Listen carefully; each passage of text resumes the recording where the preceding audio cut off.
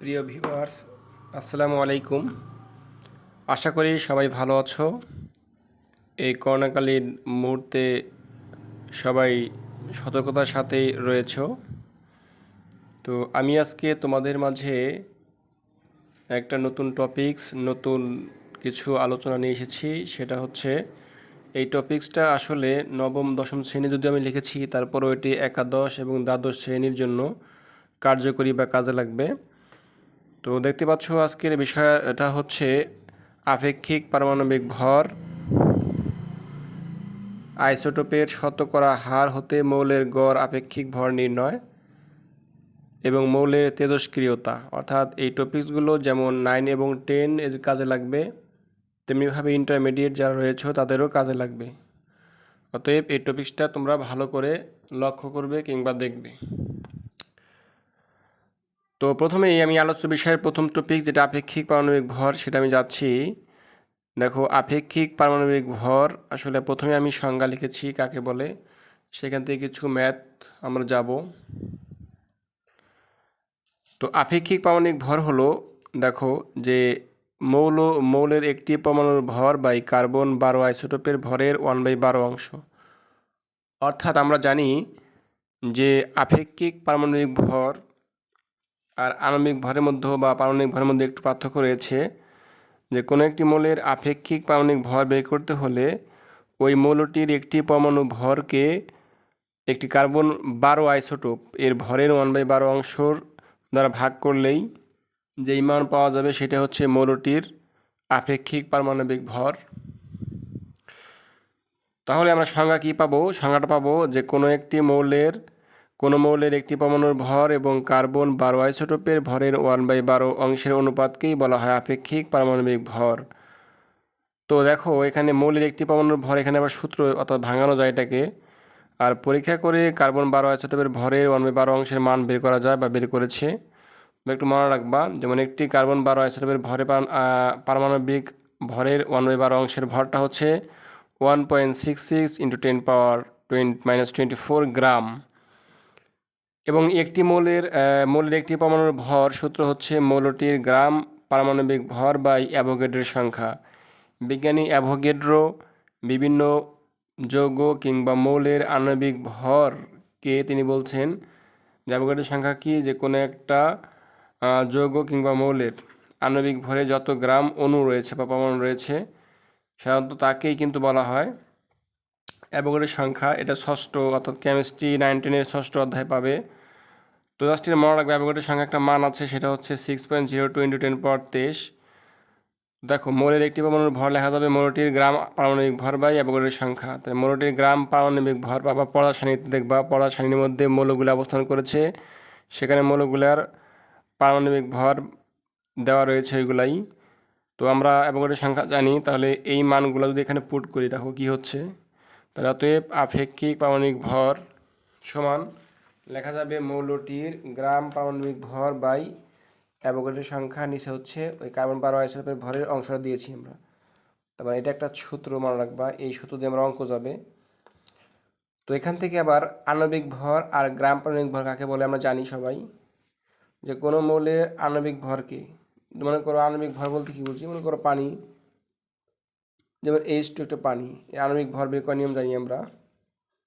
হাইড্রোজেনে কিন্তু 1 ভর, পরমাণু গুণ হয় 1 × 2 যোগ একটা মৌলে যোগ হবে অক্সিজেনের ভর হচ্ছে 16, সবগুলা করলে হবে কত দেখো 2 + 16, তার মানে হচ্ছে 18। তো এটা হচ্ছে আণবিক ভর।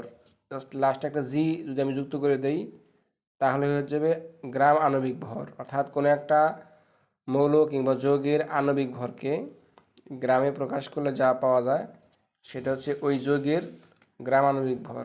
আর গ্রাম পারমাণবিক ভরে কোনো একটা মৌলের আণবিক ভরকে গ্রামে প্রকাশ করলে যা পাওয়া যায় সেটা হচ্ছে ওই মৌলের গ্রাম পারমাণবিক ভর। দেখো, তো আমরা এই সূত্র দিয়ে একটু ম্যাথমেটিক্যাল প্রবলেম যাব। দেখো,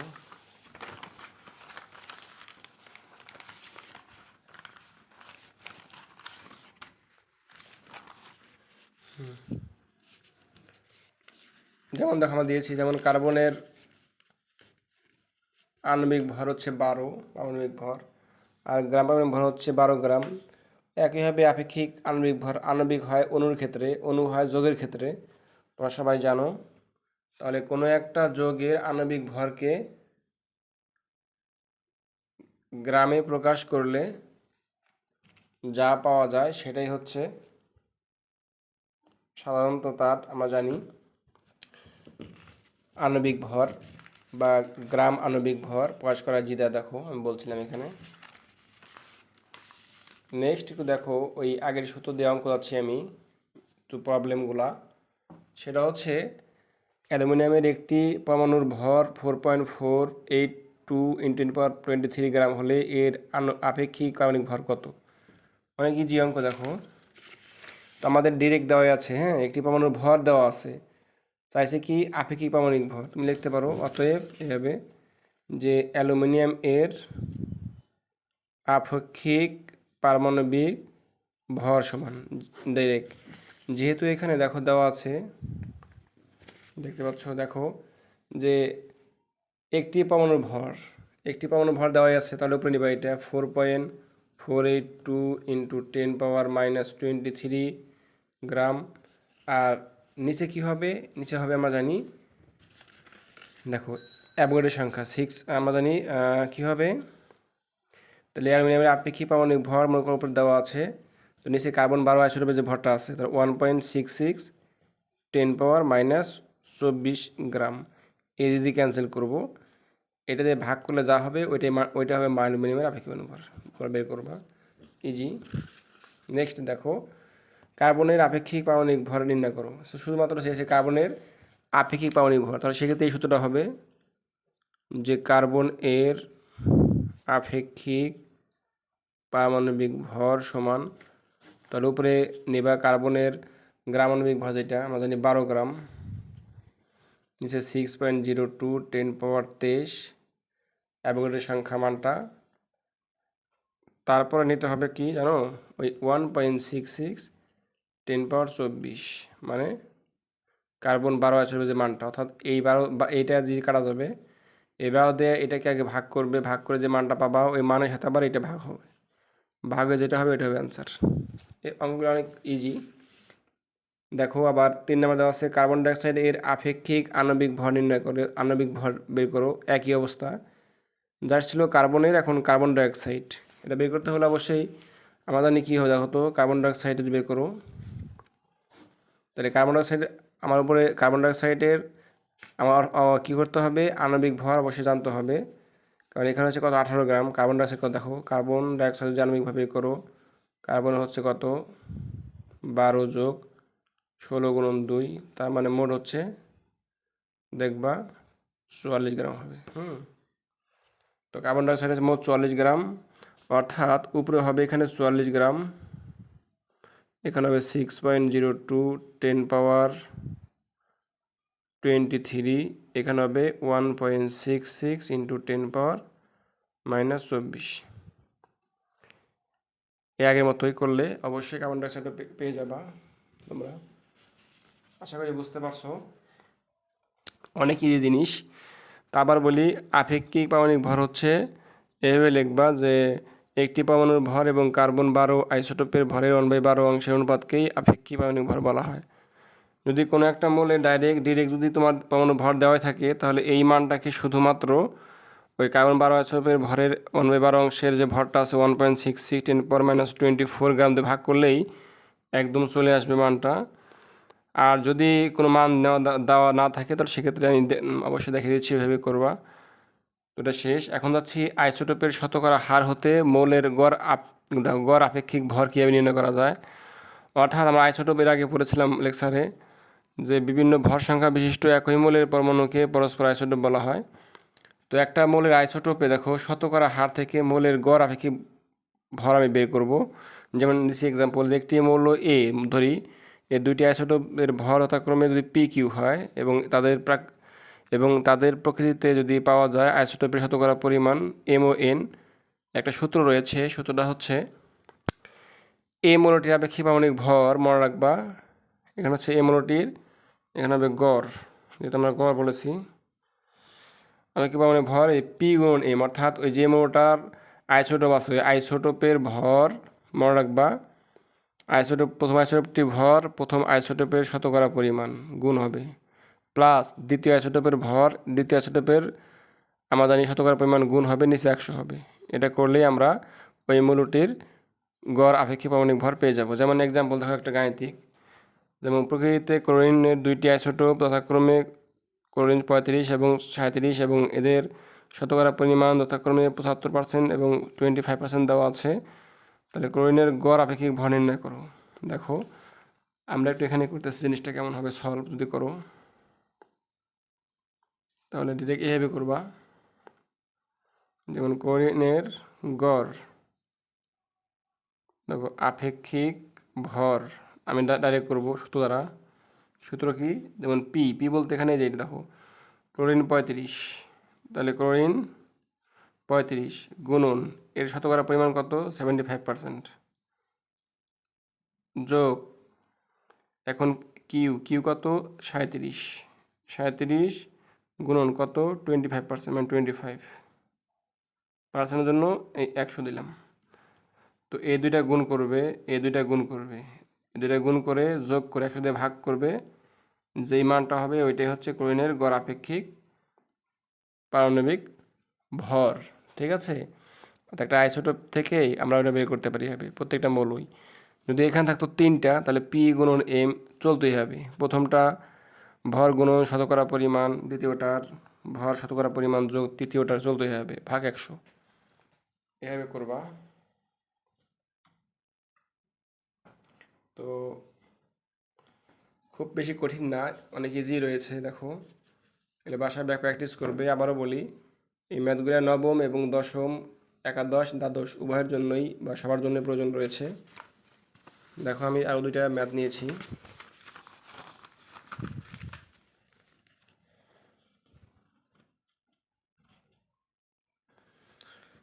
দেখো প্রকৃতিতে অক্সিজেনের দেখো 3টা দেওয়া আছে, এখানে পরিমাণ দেওয়া আছে এত পার্সেন্ট এত পার্সেন্ট এত পার্সেন্ট হলে অক্সিজেনের আপেক্ষিক বা গড় লিখবা। এখানে আমরা জানি গড় আপেক্ষিক পারমাণবিক ভর কত। তো এই আগে বললাম যে অক্সিজেনের যখন বের করবা তখন দেখো অক্সিজেনের গড় আপেক্ষিক ভর সমান কী করবা, ওই আগে বললাম। প্রথম কথা আছে 16, 16 গুণন তার শতকরা পরিমাণ 99.76, এটা যোগ তারপরে 17 গুণন এই 17 গুণন এটা 0.037 যোগ এই 18 গুণন 0.204, এটা ভাগ 100। এখন এই দুইটা গুণ দিবা, দুইটা গুণ গুণ দিয়ে সব যোগ করে 100 দিয়ে ভাগ দিবা, যে মানটা হবে ওইটা হয়ে যাবে অক্সিজেনের গড় আপেক্ষিক পারমাণবিক ভর। ওকে, আরেকটা দেখো ম্যাথ দেখো প্রবলেম। প্রকৃতিতে কপার এর দুটি আইসোটোপে যথাক্রমে দেওয়া আছে এত এত। কপার গড় পারমাণবিক কী হচ্ছে আপেক্ষিক ভর দেওয়া আছে 63.5। তার মানে কি এখানে গড় আপেক্ষিক বা গড় আপেক্ষিক ভর দেওয়া আছে এবং ওই আইসোটোপের ভর দেওয়া আছে, এখানে চেয়েছে এর শতকরা পরিমাণ। এটা বের করা যাবে, তোমাকে ধরতে হবে এভাবে। যখন সলভ করবা দেখো তখন ধরবা যে ধরি কপারে, হ্যাঁ, যে কপার এত এর শতকরা পরিমাণ একটা ধরবা, যে শতকরা পরিমাণ সমান একটা ধরবা এক্স, এবং তাহলে কত হবে পরেরটা, যে কপার 65 এর শতকরা পরিমাণ, যেহেতু শতকরা তাহলে একটা এক্স হলে একটা 100 থেকে বিয়োগ এক্স করবা। এখানে এক্সটা ধরা অবশ্যই, এখানে যদি ক ধরো কিংবা ওয়াই ধরো সমস্যা নেই। তাহলে একটা এক্স ধরলে একটা হবে 100 থেকে বিয়োগ এক্স। তাহলে এখন সূত্র লিখবা, অতএব কপারের এই গড় এই আপেক্ষিক এই ভর সমান, বলছিলাম কি এখানে সূত্র এরকমই। প্রথমটা কি হবে 63 গুণন তার শতকরা পরিমাণ কত হচ্ছে এক্স, যোগ তারপর হচ্ছে 65 গুণন শতকরা পরিমাণ 100 বিয়োগ এক্স, নিচে হচ্ছে 100। তো এই মানটা দেওয়া আছে দেখো, এই যে 63.5, তাহলে 63.5 দেওয়া আছে সমান, আমরা এইগুলা গুণ করে নিব, দেখো তাহলে 63x যোগ এরকম করে নিব 6500 বিয়োগ 65x ভাগ 100। এখান থেকে দেখো অনায়াসে x এর মান বের করতে পারি। এখান থেকে দেখো এই দুইটা আমরা কাজ করব। এখান থেকে 63.5 সমান, এখানে দেখো 65 থেকে 63x বাদ দাও, কত হয় আমাকে 60 এত বিয়োগ দেখো 2x হচ্ছে কিন্তু ভাগ 100। তো তোমরা এখান থেকে x এর মান বের করো, কী হবে দেখো আর গুণ করি, এটা কী হয় 65 বিয়োগ 2x সময় এটাতে গুণ দেবা 63.50 হবে এটা। অর্থাৎ এটাতে এটা ভাগ করলে আমি গুণ করলাম আর গুণ করলাম, এখান থেকে x এর মান বের করবা পজিটিভ আসবে, অথবা আগে x এর মানটা এখান থেকে বের করবা। হ্যাঁ, তাহলে x এর মানটাই হচ্ছে কপার 63 এর শতকরা পরিমাণ পার্সেন্ট দিবা, তারপরে x এর মানটা এখানে বসাবা, 100 বিয়োগ x এর মানটা বিয়োগ করবা, ওইটা হবে এই কপার 65 মান, কপার 65 এর মান হবে 100 বিয়োগ x এর মানটা হোয়াট। তার মানে হচ্ছে যে আগে x এর মান বের করে ওইটাই হবে কপার 63 এর শতকরা পরিমাণ, এবং ওই 100 থেকে x এর মান বাদ দিলে হবে কপার 65 এর শতকরা পরিমাণ, অর্থাৎ মান ধরে আমরা পেয়ে যাব। অনেক ইজি, এইভাবে যতগুলো অঙ্ক আসবে করবা, অবশ্যই তোমরা পারবে দেখো আশা করি। এরপর দেখো আমরা যাব নেক্সট একটা অপশন, লাস্ট অপশন আমার, সেটা হচ্ছে মৌলের তেজস্ক্রিয়তা। অনেক ইম্পর্টেন্ট জিনিস। তো তেজস্ক্রিয়তা কী জিনিস আমরা জানি সবাই। তারপর দেখো এ যাবত যতগুলো মৌল আবিষ্কার হয়েছে পদার্থসারণীতে সবগুলোই কিন্তু আসলে তেজস্ক্রিয় মৌল না, কিছু অধিকাংশ সুস্থিত যৌগ, এবং কিছু কিছু আছে যে অল্প সংখ্যক যেগুলার আইসোটোপ অস্থির বা একা একাই ভেঙে যায়। তাই লিখেছি দেখো, আইসোটোপের অস্থির পরমাণু বা আইসোটোপগুলো স্বতঃস্ফূর্তভাবে বিভিন্ন ধরনের রশ্মি বিকিরণ করতে পারে বা অন্য মৌলের আইসোটোপে পরিণত হতে পারে। তো কোনো মৌলের পরমাণু বা আইসোটোপ দ্বারা স্বতঃস্ফূর্তভাবে বিভিন্ন রশ্মি বিকিরণ করার ধর্ম কিংবা প্রক্রিয়াকে ওই মৌলের তেজস্ক্রিয়তা বলা হয়। অর্থাৎ তেজস্ক্রিয় মৌল থেকে স্বতঃস্ফূর্তভাবে কিছু কিছু রশ্মি বের হয়ে যাবে, সেই রশ্মি বের হওয়ার প্রক্রিয়াকে বলা হয় তেজস্ক্রিয়তা। তেজস্ক্রিয়তা ধর্মযুক্ত মৌলকে বলা হয় তেজস্ক্রিয় মৌল, অর্থাৎ যে সকল মৌল তেজস্ক্রিয় ধর্ম রয়েছে তাই তেজস্ক্রিয় মৌল। তো এখানে তেজস্ক্রিয় মৌলগুলো কি আসলে মৌল থেকে আসলে 3টা রশ্মি বের হতে পারে আমরা জানি, আলফা রশ্মি, আলফা বিটা রশ্মি এবং গামা রশ্মি। এই 3 ধরনের রশ্মি আসলে তেজস্ক্রিয় মৌল থেকে বের হয়।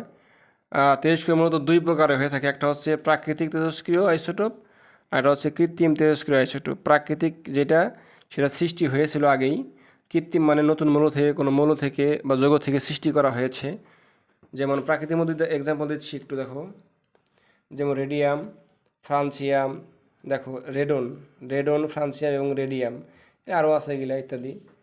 আর এখানে দেখতে পাচ্ছ কৃত্রিম কি, দেখো তৃতীয় আছে দেখো টেকনিশিয়াম TC43, এটা কি প্রোমেথিয়াম PM, নেপসুনিয়াম NP93, এগুলা তৈরি করা হয়েছে পদ্ধতিতে। ঠিক আছে, আরও অনেকগুলো আছে, অর্থাৎ যেগুলো কৃত্রিম মানে আবিষ্কৃত, যেগুলো পরে করা হয়েছে সেগুলাই কৃত্রিম। তো আমরা এখান থেকে আইসোটোপ পাইলাম, মৌলের তেজস্ক্রিয়তা পাইলাম কি জিনিস, তেজস্ক্রিয়তা মানে যে সকল মৌল থেকে স্বতঃস্ফূর্তভাবে 3টা রশ্মি বের হয়ে যাবে সেগুলো তেজস্ক্রিয় মৌল, আর এই তেজস্ক্রিয় মৌলের ধর্মটাই বলা হয় তেজস্ক্রিয়তা। এখন দেখো আমরা একটা নিয়ে যাচ্ছি যে তেজস্ক্রিয় মৌল দেখো থেকে আসলে যেমন আলফা বের হয়ে যায়, যখন যে তেজস্ক্রিয় মৌলের আলফা বিকিরণে সৃষ্টি নতুন পরমাণুতে পূর্ণ সংখ্যা 2টা কমে যায়, অর্থাৎ একটা তেজস্ক্রিয় মৌল থেকে যখন আলফা বের হয়ে যাবে তখন কি হবে, সে ঘটনা ঘটবে আলফা বিকিরণে, আলফা যখন বের হয়ে যাবে তেজস্ক্রিয় মৌল থেকে, তো সৃষ্ট নতুন যে পরমাণু সৃষ্টি হবে তার পূর্ণ সংখ্যা 2 একক এবং ভর সংখ্যা 4 একক হ্রাস পাবে। আমরা আরও জানি আলফা বিকিরণ হওয়া মানে আসলে আলফা হচ্ছে একটা হিলিয়াম নিউক্লিয়াস, অর্থাৎ রেডিয়াম থেকে যখন দেখো তেজস্ক্রিয় আলফা বের হয়ে যাবে তখন তার কি হবে, পূর্ণ সংখ্যা 2 এবং ভর সংখ্যা 4 একক হ্রাস বা কমে যাবে। দেখো যেমন এখানে আর একটা মৌল থেকে দেখো, যেমন রেডিয়াম একটা মৌল থেকে যখন আলফা বের হয়ে গেছে তখন ভর সংখ্যা 222, 2 কমে গেছে, এবং দেখো এখানে পূর্ণ সংখ্যা 2 কমে গেছে। এরকম, অর্থাৎ HE মানে এটা হচ্ছে আলফা নিউক্লিয়াস।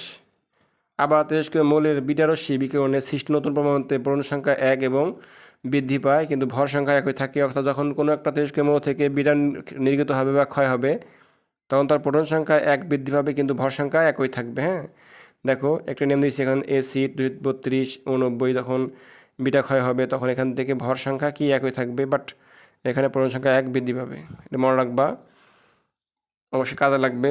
এখন গামা রশ্মির কিন্তু কোনো ভর ও তড়িৎ চার্জ থাকে না। গামা রশ্মি হচ্ছে নিরপেক্ষ একটা রশ্মি, কিন্তু আলফা হচ্ছে প্রোটন ধনাত্মক এবং বিটা হচ্ছে ঋণাত্মক মৌল, কিন্তু গামা রশ্মিটা ভেদনযোগ্যতা অত্যন্ত বেশি এবং এটার চার্জ নিরপেক্ষ। যে গামা হলো আসলে তড়িৎ চুম্বক একটা রশ্মি। যাই হোক, এগুলো একটু মনে রাখবা। এখন দেখো একটু, সেটা হচ্ছে আমাদের তেজস্ক্রিয় অ্যাসিডের কিছু ব্যবহার রয়েছে, যেমন চিকিৎসা ক্ষেত্রে, যেমন রোগ নির্ণয়ে, রোগ নিরাময়ে, কৃষিক্ষেত্রে, ফসলের পুষ্টিতে, ক্ষতিকারক পোকা দমনে, ফসলের মান উন্নয়নে, বিদ্যুৎ উৎপাদনে। তেজস্ক্রিয় কিছু অনেক বৈশিষ্ট্য আছে, যেমন পারমাণবিক চুল্লি উৎপাদনে কিন্তু তেজস্ক্রিয়তা অনেক ব্যাপক আলোচনা রয়েছে। আমরা জানি তেজস্ক্রিয়তার কিন্তু অনেক অনেক কিন্তু কি উপকার রয়েছে, বা অনেক আধুনিক যুগে তেজস্ক্রিয়তার অনেক ভূমিকা রাখতেছে, তারপরেও কিন্তু কিছু ক্ষতিকর দিক আছে। যেমন আমরা জানি তেজস্ক্রিয়তার ফলে কিন্তু জীবন্ত কোনো কোষকে ধ্বংস করে ক্যান্সার সৃষ্টি করতে পারে, কিংবা আমরা জানি পারমাণবিক বোমার মাধ্যমে কিন্তু অনেক অনেক বিস্ফোরণের ফলে কিন্তু অনেক কিছুই, অনেক বিশাল একটা এলাকা বা একটা রাষ্ট্র পর্যন্ত ধ্বংস হতে পারে। এই জন্যই সাধারণত আমরা জানি তেজস্ক্রিয়তার অনেক কিন্তু অপকারও আমরা জানি রয়েছে। আমরা জানি 1986 সালে রাশিয়ার চেরনোবিলে পারমাণবিক বিদ্যুৎ কেন্দ্রে যে দুর্ঘটনা ঘটেছিল, তার ফলে অনেক প্রাণ হারিয়েছে এবং ওই এলাকার যে প্রাকৃতিক দূষণ হয়েছিল তেজস্ক্রিয়তার ফলেই। এই জন্য তেজস্ক্রিয়তা কিন্তু অনেক ক্ষতিকর দিক রয়েছে, এই জন্য এর ব্যবহার কিন্তু খুব সতর্কতার সাথেই অবশ্যই করতে হয়। তো ঠিক আছে, সবাই ভালো থাকো, আজকের মতো এখানেই। এই করোনাকালীন সবাই স্বাস্থ্যবিধি মেনে চলবে, পুষ্টিকর খাবার খাবে, এবং যারা আমার চ্যানেল নতুন আছো তারা অবশ্যই আমাদের চ্যানেলের সাথে যুক্ত হবে এবং এটা শেয়ার করে দেবে। ধন্যবাদ সবাইকে।